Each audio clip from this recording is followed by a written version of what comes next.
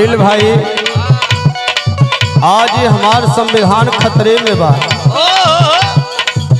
अब वो से चेत करा संविधान के बचावे के कोशिश कैला। यही लिए कवि के लेखनी बतावत बा। ए भैया अपन संविधानवा बचाइला,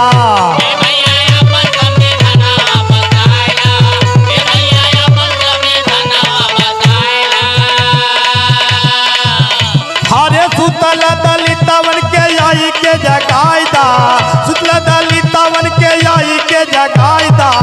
ए भैया अपन संविधानवा बचाइला,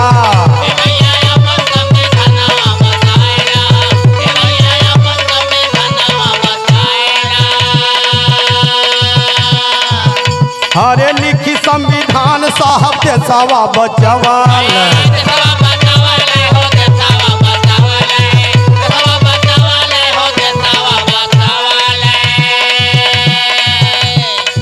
शोषित दलितवन के आई के जगवाल,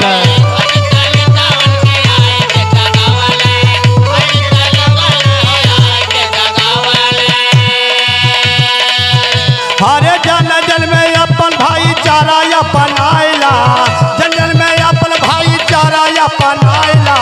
ए भैया अपन संविधानवा बचाइला,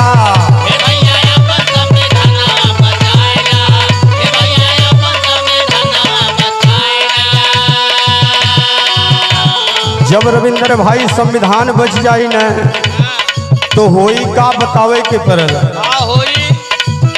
हारे टूटी है गुलामी वाली ई है जंजीर हो,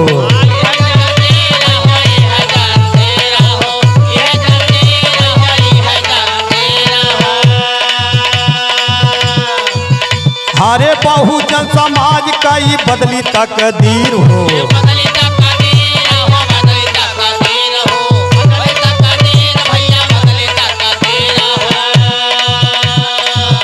हरे प्यारे वाली ज्योति घर घर में जलाइला, प्यारे वाली ज्योति घर घर में जलाइला। ए भैया अपन संविधानवा बचाइला,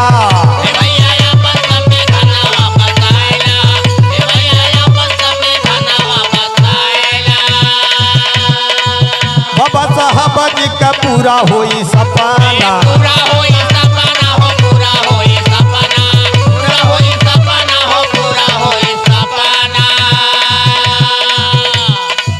शिक्षित समाज है बनी जाई अपना।